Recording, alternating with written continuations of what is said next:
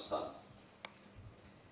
حملات 18 ساعته دشمن نشان داد که سیاست تضررآمیز رئیس جمهور کرزی تا چه حد باعث سرافکندگی ما شده است. عزت ما، اقتدار ما، غرور ما شکستانده شد. امروز به حد ما ناتوان شدیم که هر خس و خاشاک توان به چالش کشیدن مردم ما را دارد و قلب شهر کابل را از تپش می اندازد. باور ما است که میخوایم از یک زاویه دیگه به مسائل نگاه کنیم که مسئله فراتر از است که وزیر داخله چی باید بکنه، رئیس امنیت چی باید بکنه یا وزیر دفاع چی باید بکنه. باور ما است که بخش بزرگی از نظام افغانستان امروز در خدمت طالب ها قرار گرفته و در داوری است که امروز دشمن در لباس دوست به ما می نماید. توجه داشته باشید وقتی یک طالب در دوزدسترین نقاط افغانستان کشته میشه، ارگ ریاست جمهوری ماتم میریزه، رئیس جمهور اشک میریزه و از امون طالب دفاع میکنه.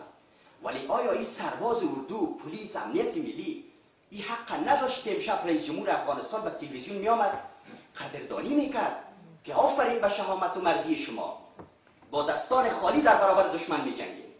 این خود نشان دهنده است که دولت ما تفکرش طالبانی است.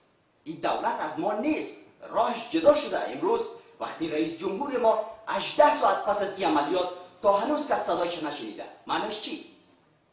معناش است که دشمن را روحیه میده.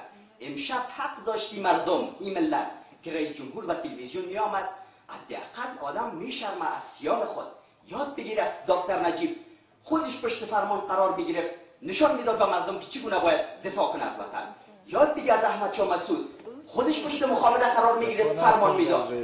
تو فرمانده کل قوای افغانستان هستی، پشت دیوارای سیمنتی خود پنهان کردی، کسی 18 ساعت بعد نمیبینی. شرم‌آور هست.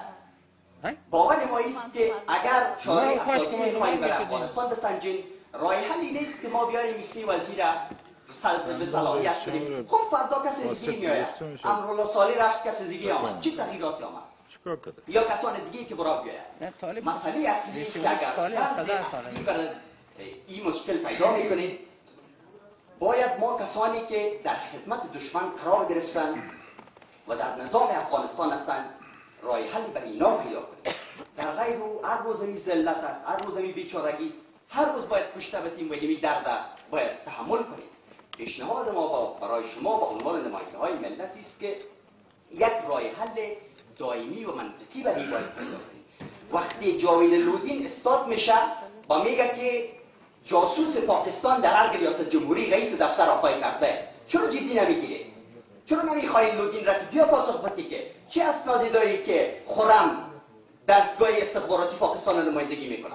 وقتی شما از این مسائل عادی میگذارین، اینمی روزگار به شما واجب میشه. بسیار تشکر.